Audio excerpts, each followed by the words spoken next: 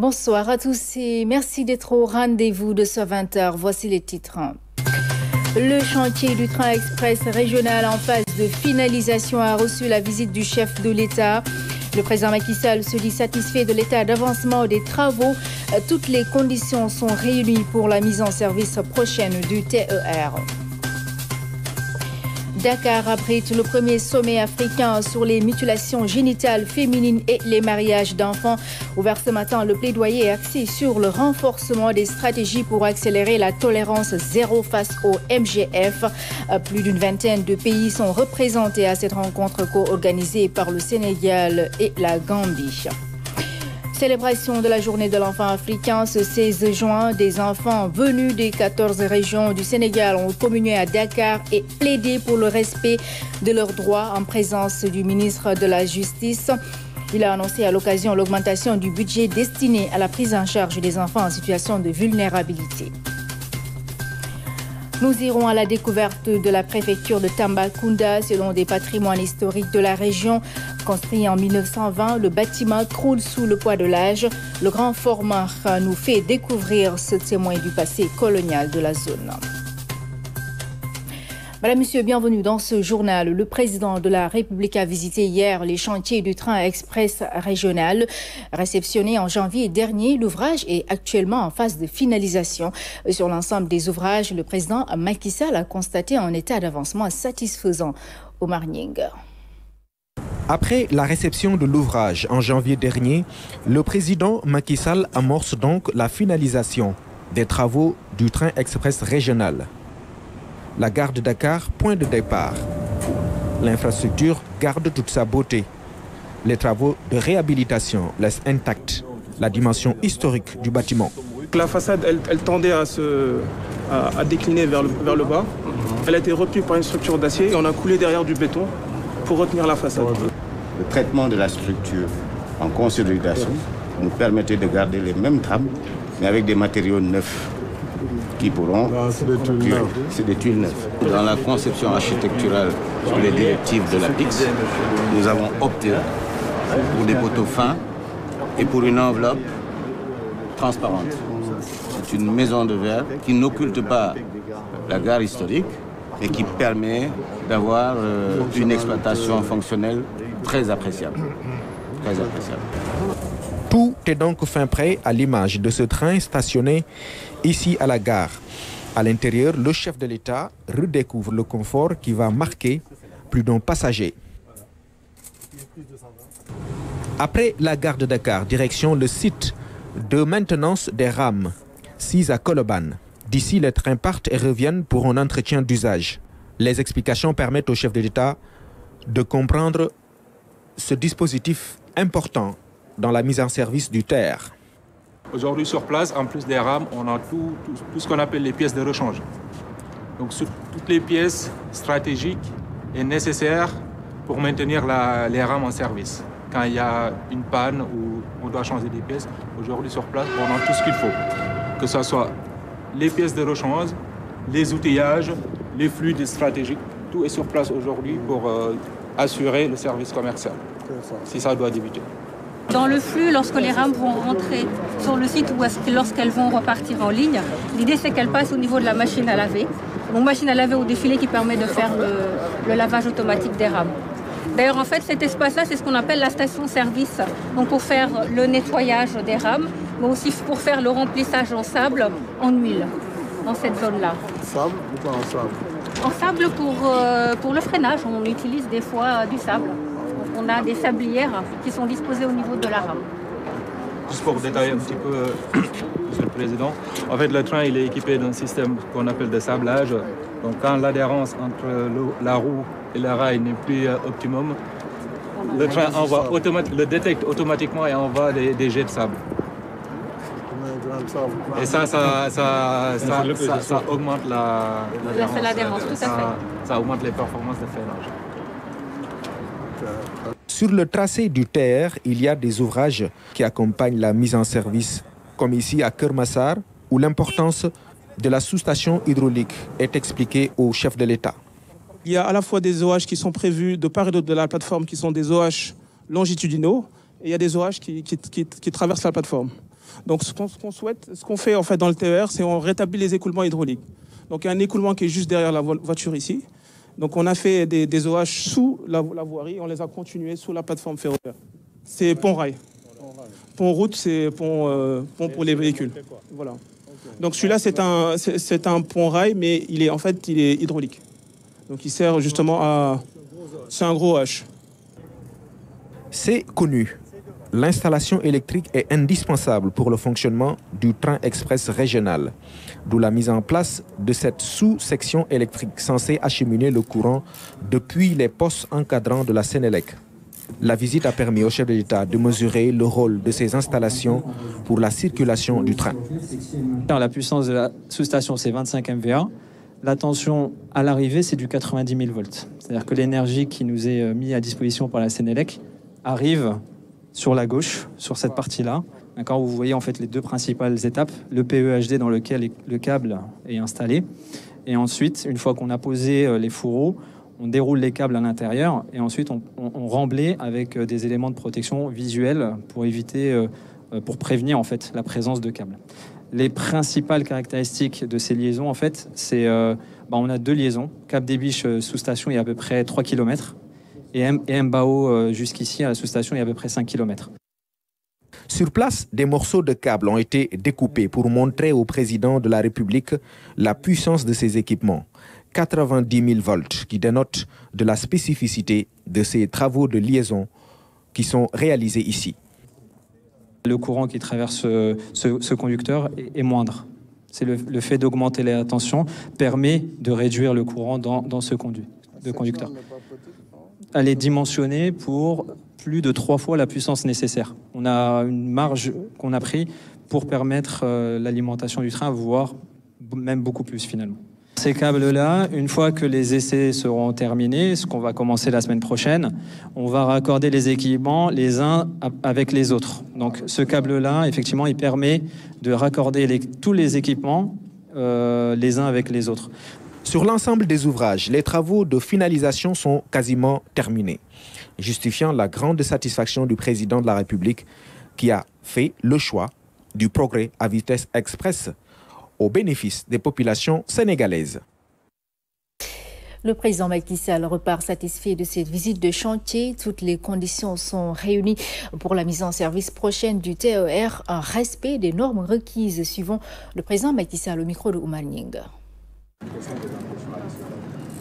Alors, je voudrais d'abord me réjouir de l'état d'avancement. Je voudrais rappeler que le 14 janvier dernier, nous avions réceptionné le train. C'était un défi, le train, mais aussi la libération de la voie de Dakar à Diamniadio. Cela a été fait, mais nous avions encore beaucoup de travaux à finaliser, notamment, comme vous avez pu le voir au cours de cette visite, toute l'isolation qu'il fallait faire de la voie par rapport à l'extérieur. Donc il fallait des ponts-routes, des ponts-rails. Il fallait également le passage sécurisé des piétons. Mais surtout, il fallait cette sous-station dédiée qui, de Sénélec, donne au train la quantité d'énergie nécessaire et donc cette transformation vers une énergie que le train peut utiliser. Les autres entreprises adjudicataires également font leur travail pour livrer en réalité d'ici quelques mois, disons, le chantier génie civil. Et il restera maintenant tout le volet sécurité avant la mise en circulation commerciale, puisqu'on ne peut pas engager le transport des passagers tant que l'ensemble des tests de sécurité et de sûreté ne sont pas assurés et que cela n'est pas certifié. Donc une fois que tous ces chantiers vont être livrés, peut-être au plus tard d'ici un mois, il entrera maintenant en vigueur. L'exploitant qui va signer avec l'APIX, et nous venons de créer la société de patrimoine du TER. La CFR également a été créée, qui va être la société d'exploitation.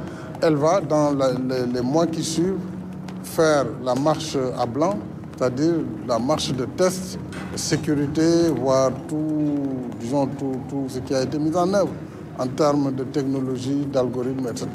Une fois que tout cela est confirmé et certifié, là, le transport peut commencer avec les passagers. Je repars d'ici très confiant par rapport à ce qui nous reste d'ici la fin de l'année. Et je mettrai la pression qu'il faut puisque nous travaillons en mode fast-track, il ne faut pas l'oublier. Mais le fast-track aussi, c'est le respect de toutes les étapes de validation en matière de sécurité et de sûreté.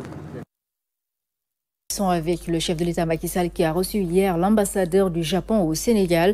C'est dans la perspective du G20 qui doit se tenir dans les prochains jours dans son pays. Le Japon compte beaucoup sur la participation du président Macky Sall à cette rencontre compte tenu de son leadership en Afrique. Voici l'ambassadeur du Japon au micro de Oumar Nying.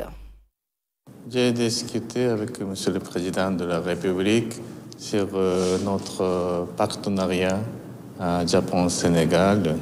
Et surtout, cette année, bientôt, on aura le sommet de G20 au Japon. Donc, il va participer à ce sommet au Japon.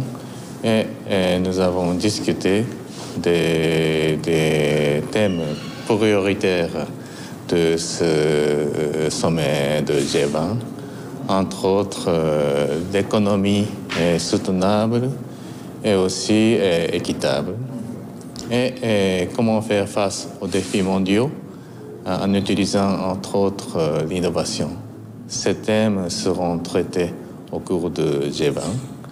Et comme le Sénégal est un pays participant qui représente le continent africain, donc on compte beaucoup sur le Sénégal de leur sa contribution aux discussions au cours du sommet de G20. Et aussi, au mois d'août, la réunion de la TICAD aura lieu, donc Conférence internationale pour le développement africain. Alors, cette fois-là aussi, on est très honoré d'accueillir Monsieur le Président de la République au Japon et on traite la question économique et sociale et la sécurité. Donc ces trois thèmes seront traités et encore une fois, le Sénégal va bien contribuer aux discussions parce que nous avons le partenariat très varié, non seulement sur le plan bilatéral, mais aussi sur le plan africain. On a eu de très bonnes discussions avec Monsieur le Président de la République.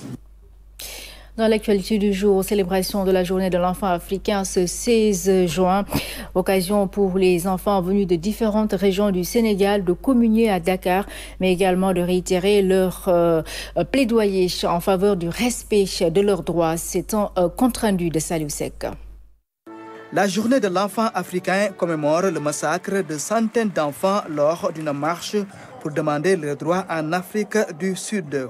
Pour l'occasion, les enfants ont plaidé pour le respect de leurs droits. Nous, enfants, futurs de l'humanité, devons avoir une protection spéciale face à toutes les formes de menaces pouvant compromettre sérieusement notre santé physique et morale, nos vies, notre survie et notre développement. Face aux autorités, les pensionnaires du centre de premier accueil de Dakar ont véhiculé des messages forts.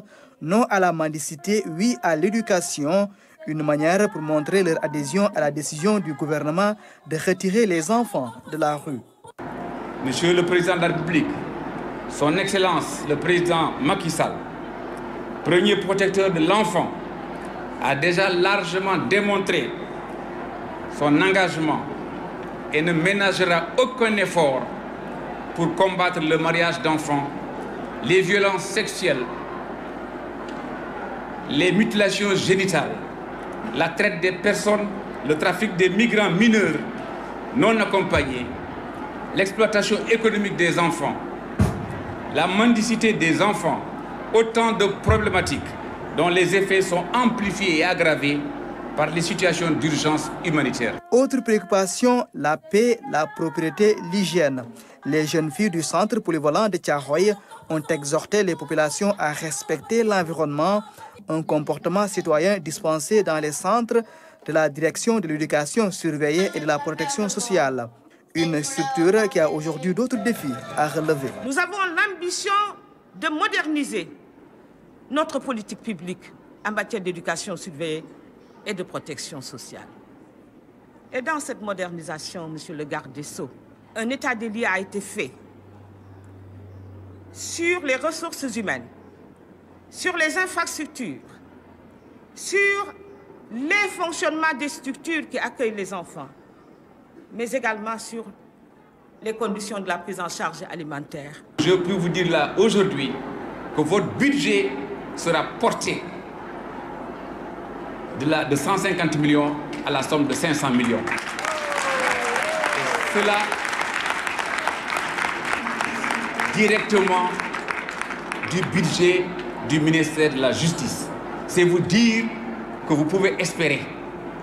Vous pouvez espérer, et je suis convaincu qu'effectivement que les projets que vous avez en chantier, avec la coopération italienne, avec les autres coopérations, trouveront une solution extrêmement heureuse.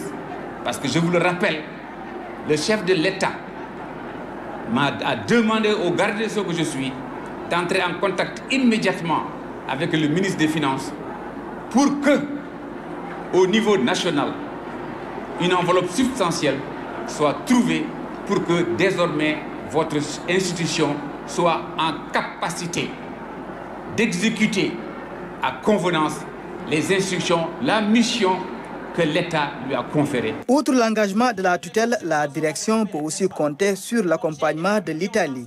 Son ambassadeur, parrain de la journée, s'est réjoui des efforts du Sénégal pour la protection des enfants vulnérables. La protection des droits humains est depuis longtemps au cœur des intérêts de l'Italie dans les efforts de la coopération avec le Sénégal.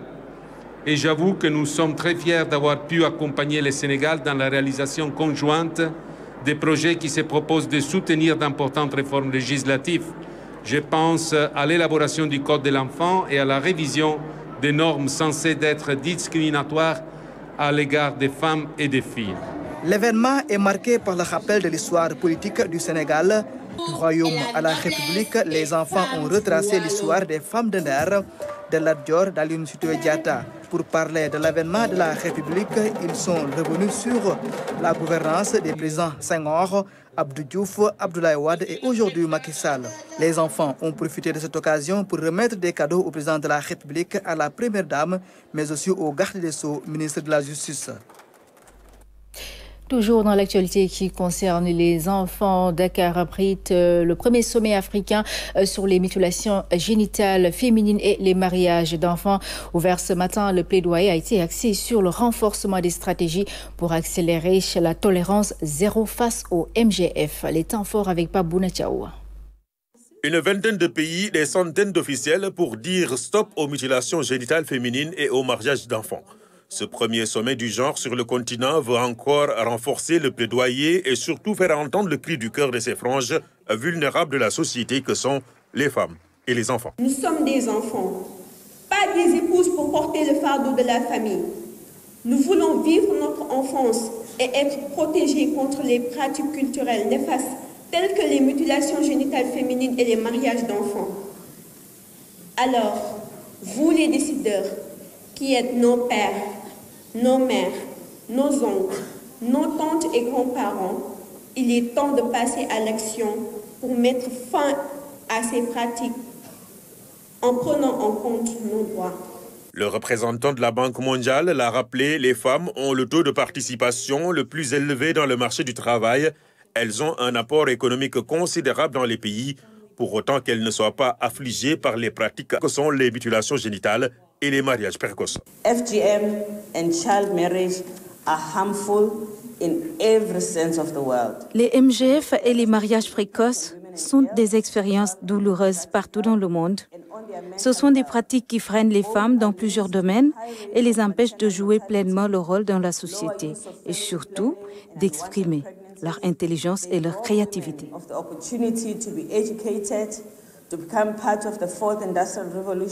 Inciter les États à mettre en place un cadre juridique, légal et favorable à l'élimination de ces phénomènes qui enfreignent l'évolution de la femme. Mais aussi, comme vous le savez, nous avons besoin d'innovation, de mettre en place des synergies et des innovations pour que les communautés à la base prennent en charge toutes ces questions qui sont l'élimination des mutilations génitales faites aux femmes et les mariages d'enfants. Dans la lutte, il s'agira de renforcer les acquis en consolidant la volonté politique affichée par les autorités et les outils déjà en place. Sous le leadership du président Barrow, la Gambie prend en compte la question du bien-être de la femme. Un ministère plein a été d'ailleurs dédié. L'optimisme qui se dégage de mes propos est tout à fait réaliste. Il procède au premier chef de la volonté nationale du président de la République, son Excellence M. Macky Sall, de conduire toutes les transformations institutionnelles, sociétales, permettant aux jeunes et aux femmes de notre pays de disposer d'atouts pour relever les défis de notre époque et d'assumer toutes leurs responsabilités. Je fonde également sur... Pendant 3 jours, les experts, les représentants des communautés et tous les acteurs vont échanger sur les bonnes pratiques et les expériences réussies. L'idée est au final d'arriver à des recommandations couchées sur un document qui sera appelé la Déclaration du Dakar.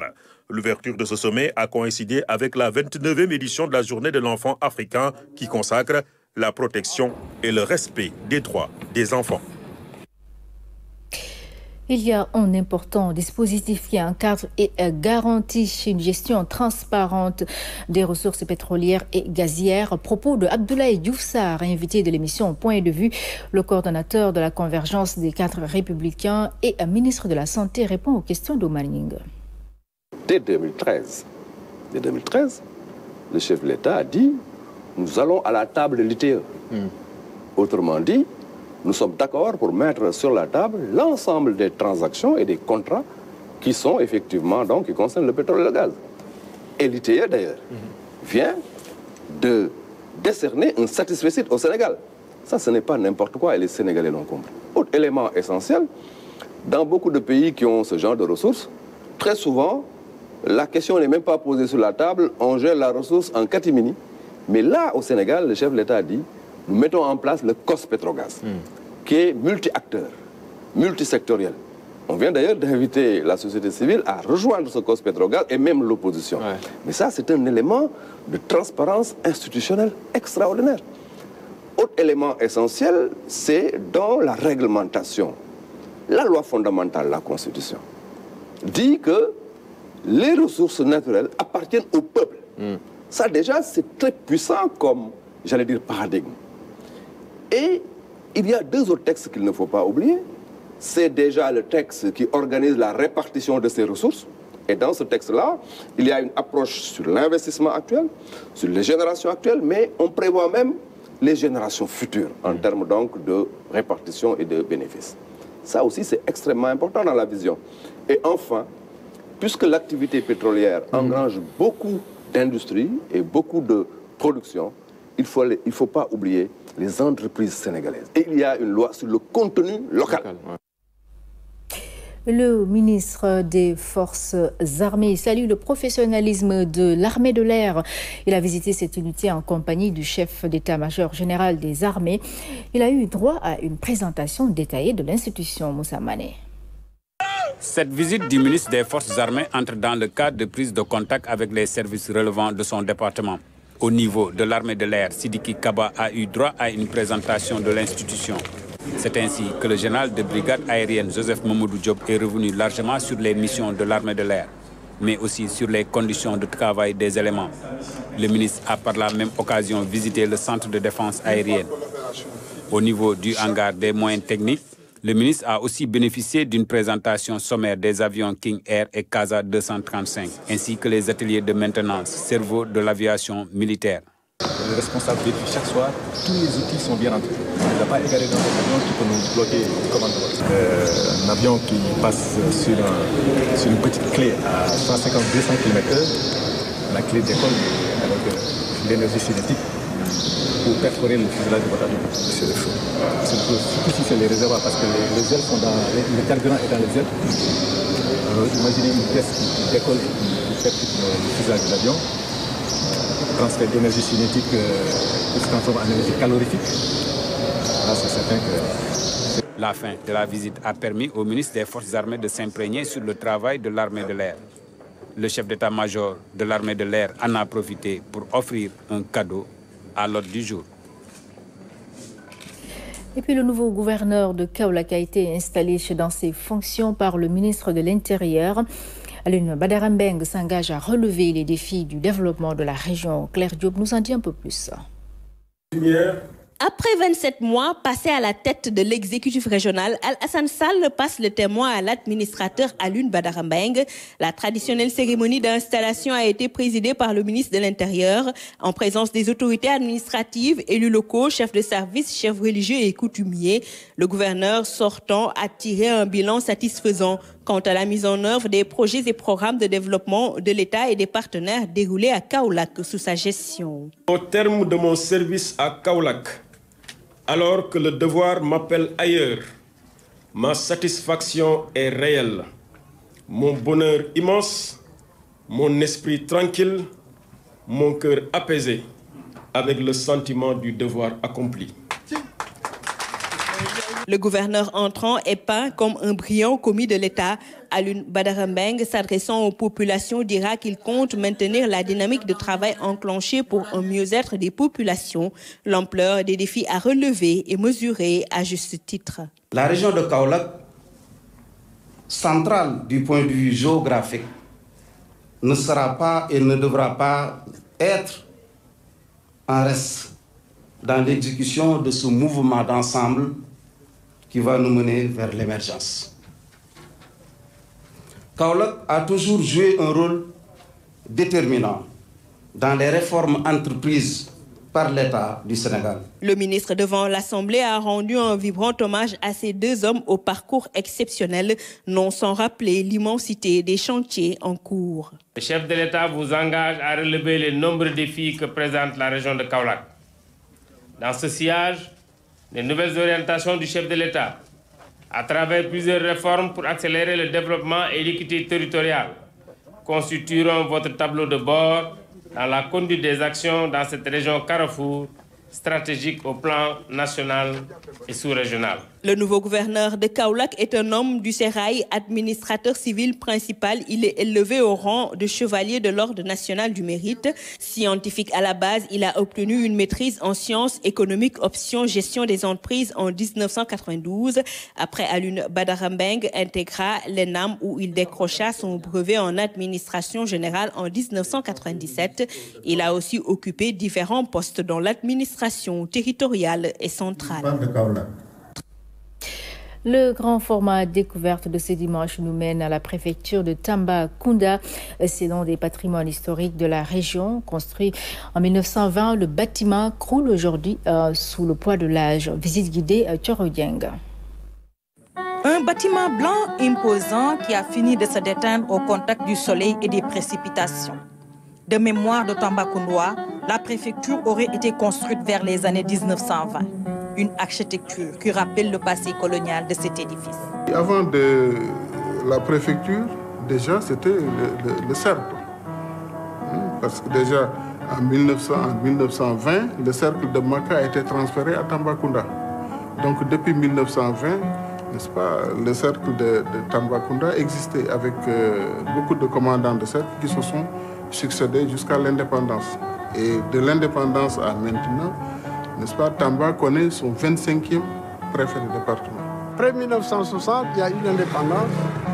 Bon, à la place du commandant de cercle, il y a le préfet de département. Donc là, nous avons reçu un Sénégalais, bon teint comme nous tous, qui est devenu préfet, qui mangeait son tchèbdjen comme tout le monde, qui revêtait ses khaftans et ses turquis comme tout le monde, qui parlait wolof comme tout le monde. Donc qui avait ramené l'administration vers les administrés de façon très concrète. Ce bâtiment, classé patrimoine historique, croule sous le poids de l'âge. La réhabilitation va demander beaucoup de moyens. Parce que vous savez, avec les anciennes constructions, n'est-ce pas, c'était avec des briques rouges, etc. Donc d'abord, il faut quelqu'un qui connaisse véritablement la matière pour pouvoir bien réhabiliter. n'est-ce pas? Donc c'est bien de réhabiliter ou bien carrément de transformer en musée et de construire à côté de nouveaux bâtiments à l'image de ce qui se passe à Kaffrine avec le building administratif, n'est-ce pas, qui va permettre de regrouper l'ensemble des services départementaux, n'est-ce pas? Ça va permettre à l'État de gagner et de laisser tomber les conventions de bâtiments pour usage de bureaux. Une visite guidée replace les choses dans leur contexte. Des cellules incorporées. Ça servait de cellules autant des colons. Voilà une fenêtre qui servait d'aération aussi. Et ici en haut. Ici c'est l'ancienne prison. Voilà, l'ancienne prison. L'ancienne prison. Dans cette prison aurait séjourné Aline Sitoé Diatta. Les vestiges doivent être protégés, restaurés au besoin pour être bien légués à la postérité. On pourrait la restaurer et la remettre dans ses formes premières pour en faire un musée. Non seulement ça va contenir un personnel qui va y travailler, mais pour la postérité, ça va être un monument qui leur instruit beaucoup de choses. L'instruction du président de la République est de préserver le patrimoine immobilier de l'État et de le rendre digne d'une administration. Des propos du directeur du patrimoine bâti de l'État d'alors, actuel ministre de l'Urbanisme, qui avait mentionné l'urgence de la réhabilitation de ce bâtiment.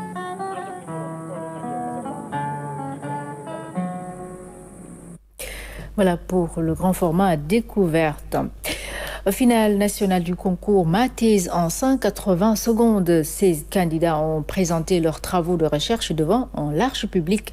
Catherine Penda Mbaye, qui a remporté la finale, représentera le Sénégal au concours international prévu en septembre à Dakar.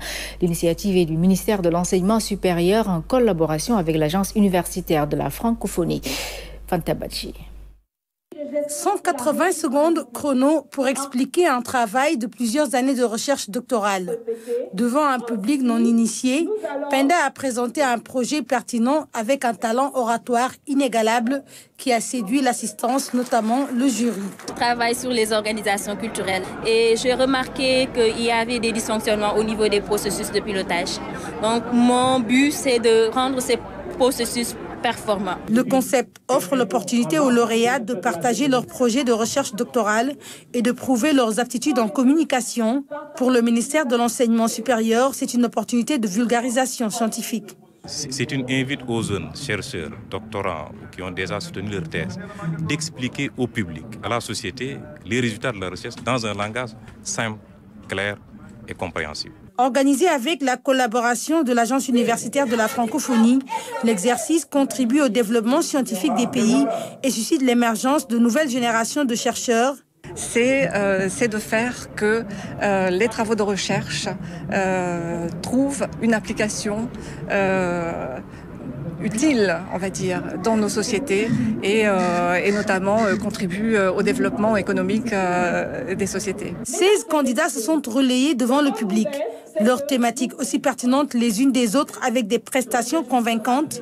La finaliste sera encadrée et accompagnée par un comité pour représenter le Sénégal à la finale internationale. Ils ont été accueillis pendant 5 jours à l'AIF pour être formés. Il y a eu aussi des séries de répétitions. Et je crois qu'on va encore continuer afin de leur donner davantage les moyens qu'il faut pour mieux réussir ce pari. L'événement prévu en septembre à Dakar verra la participation d'une vingtaine de pays francophones. L'édition 2019 du concours international Mathèse en 180 secondes sera placée sous le patronage du président Macky Sall. Sur l'international Hong Kong, la mobilisation des manifestants ne faiblit pas malgré le retrait du projet de loi d'extradition vers la Chine et les excuses publiques du gouvernement. Au Soudan, ce dimanche, c'est la première apparition en public de Omar el-Béchir, le président déchu. Le récit de Moussa Mané. Première apparition publique de Omar el-Béchir, l'ex-président du Soudan, destitué en avril dernier par un vaste mouvement de contestation, était ce dimanche au parquet à Khartoum. Sous une forte escorte militaire, l'ex-président soudanais a été présenté au parquet. En présence de son avocat, l'ex-président Omar el-Béchir a été informé des chefs d'inculpation qui pèsent sur lui. Il s'agit de corruption, de possession illégale de devises étrangères, entre autres. Omar El-Béchir devra comparaître cette semaine devant un tribunal.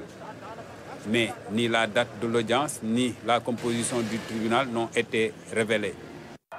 Hong Kong, nouvelle journée de manifestation ce dimanche. Une façon pour les milliers de manifestants de maintenir la pression sur le gouvernement. Les organisateurs parlent de 2 millions de manifestants. Les autorités n'ont pas encore donné de chiffres, mais la chef de l'exécutif a présenté ses excuses pour, dit-elle, avoir causé des conflits et querelles. Une nouvelle journée de mobilisation qui intervient après le retrait du projet de la loi sur l'extradition vers la Chine. Le Cercle des Amis du Rwanda au Sénégal, de concert avec l'ambassade du Rwanda, a organisé ce matin une marche à la mémoire des victimes du génocide rwandais. À l'occasion, une plaque commémorative a été dévoilée. Ousmane Doye. Marche à la mémoire des victimes du génocide rwandais perpétré contre les Tutsis en 1994 et jeté ignoblement dans l'eau. Une plaque commémorative a été dévoilée à la place du souvenir africain, située à la corniche ouest de Dakar. Dakar, de tout cœur, avec Kigali, pour que nul n'en ignore. Le Rwanda exprime sa reconnaissance au gouvernement et au peuple sénégalais. Une mention spéciale à l'administration de la place du souvenir africain qui a toujours hébergé nos événements commémoratifs. Qui plus est, le gouvernement du Sénégal a réitéré sa compassion avec les Rwandais dans le devoir collectif de mémoire en acceptant d'ériger ici à la place du souvenir africain cette plaque en mémoire des victimes du génocide des Tutsis au Rwanda en 1994. Par cette plaque commémorative, les générations actuelles veulent inspirer la jeunesse africaine de demain à devenir des agents du changement pour une Afrique unie et solidaire. Nous voulons construire au Rwanda, en Afrique et dans le monde un avenir sans division. Nous voulons donner aux jeunes des moyens de devenir des agents de changement et des bâtisseurs des nations. En unité, renouveau, l'Afrique laisse à ses générations futures cette plaque commémorative. Par cette marche, le temps est donné aux jeunesses de demain pour devenir de véritables agents du changement, pour exorciser les démons d'une Afrique unie et solidaire. Sport, lutte, première défaite de Gris 2 dans l'arène. C'était hier face à Reug de l'écurie à Thiaroye. Et c'est l'arène nationale qui a abrité ce combat. Les temps forts avec Ibrahim Ndonga.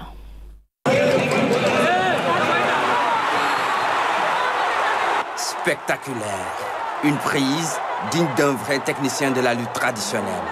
Reug inflige à Gris 2 sa première défaite dans l'arène. Le pensionnaire de l'écurie Thiaroye sur un nuage et continue d'écrire son histoire. Un après-midi riche en sons et en couleurs. L'arène nationale accueille son premier grand combat. L'ambiance est au rendez-vous.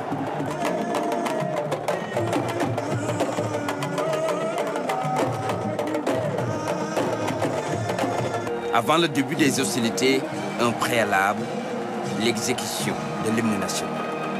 Et c'est parti pour le grand combat. Après un premier round sans succès, il aura fallu attendre le deuxième pour voir le dénouement. Après un corps à corps de quelques minutes, Reug déclenche une action. L'enchaînement se passe de commentaires. Signe de défaite, de déception. Les supporters de Gris 2 n'en croient pas leurs yeux. Un jour sans pour l'écurie face. Pendant ce temps, Reug signe sa 13e victoire pour 15 combats, dont 2 sans verdict. Voilà, ainsi se referme cette édition, mesdames et messieurs. Merci à vous d'avoir été au rendez-vous. Très bonne soirée sur la RTS1.